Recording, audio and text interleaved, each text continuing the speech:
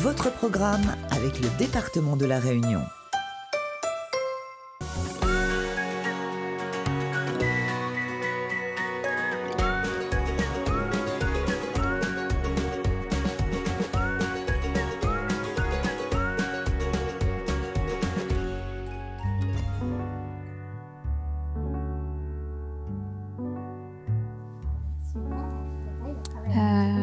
Le NESVAC, on le fera à 12 mois, mais ça sera la CWY, ça on verra plus tard.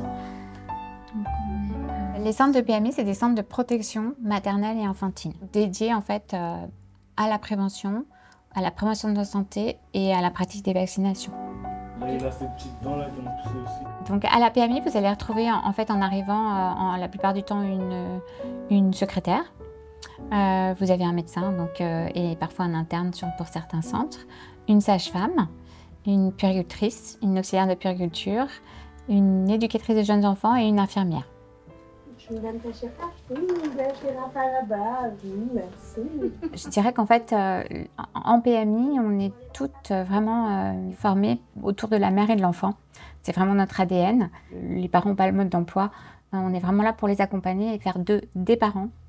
Et donc toutes les questions sur l'allaitement, les biberons, le sommeil, je pense par exemple. Ça, c'est des éléments qu'on aborde de manière assez courante. Ça marche. La tétée, est-ce que c'est toujours à la demande ou vous essayez un petit peu de caler Non, c'est à la demande. Elle se déplace maintenant? Oui. Elle fait le crabe, mais oui. D'accord. Bah, on va voir ça tout à l'heure et puis on va l'examiner là du coup. On va la peser, la mesurer. Ça touche bien là-haut? Oui. 76. Donc, mademoiselle a pris 3 cm. Là, je reporte en fait son poids et sa taille dans le carnet. 76. Le carnet santé, en fait, c'est vraiment le document qui réunit tous les éléments de la santé qui concernent l'enfant. C'est un document qui permet, entre les professionnels de santé, de se parler quand même aussi. La première page qui montre que c'est bien édité est publiée par le département et les listes et les numéros de téléphone des centres de PMI du département. La plupart du temps, il faut le donner pour chaque consultation médicale, que ce soit en PMI, en ville, à l'hôpital. Dans les pages du carnet de santé, vous avez en bas à droite en général sur les pages de suivi médical. Par exemple, entre la page d'entre 2 et 4 mois, vous avez votre bébé gazouille, fait des vocalises de plus en plus riches, se retourne du côté sur le dos, puis du ventre sur le dos. Bah, c'est des petites indications comme ça qu'on vous dit qu'un enfant entre 2 et 4 mois peut faire ça. S'il ne le fait pas, c'est pas dramatique, mais c'est vraiment un outil qui est intéressant. Si on veut suivre le développement de l'enfant, c'est bien que ce soit le même médecin qui suit cette évolution parce qu'il pourra avoir une perception plus fine de choses qui ont changé qu'un médecin qui le voit à 6 mois alors que c'était un autre médecin qui l'avait suivi jusque-là.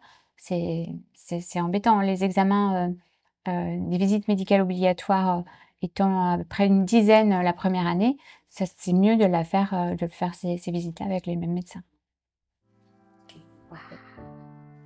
Donc là, il passe d'une main à l'autre. Ça, c'est important aussi dans son développement. Ça, c'est le jeu que tu devrais bien aimer. Tu veux essayer de le prendre? Regarde, comme ça, je te prends ça de l'autre côté. L'enfant, en fait, il va se développer effectivement sur les plans sensoriels, sur le plan moteur, sur le plan langagier, mais également affectif et cognitif, intelligence, en fait. Hein. Ouais, tu prends la balle. Ouais. C'est un petit peu froid, ma puce. Oui. La consultation de suivi, en fait, elle permet de surveiller la croissance saturo-pondérale de l'enfant et son développement et repérer des enfants qui auraient du mal à entendre, auraient du mal à voir. Voilà, ça c'est formidable. Elle est en train de faire le chevalier servant, en fait. Hein. Vous avez vu?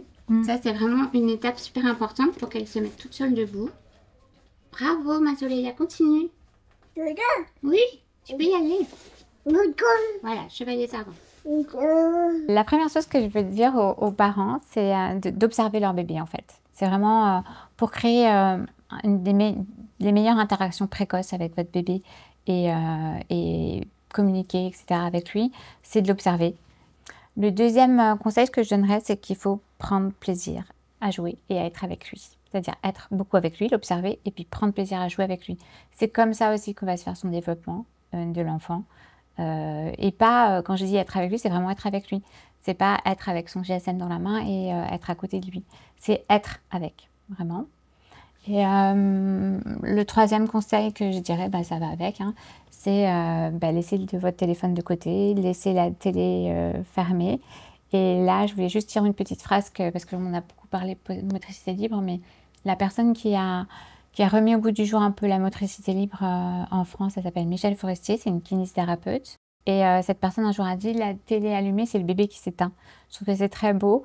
Et c'est vrai qu'aujourd'hui, moi, j'insiste vraiment sur la motricité libre et pas d'écran avant 3 ans, dans la mesure où c'est quand même à ce moment-là que se fait tout le développement moteur, affectif, cognitif, intelligence et langage de l'enfant.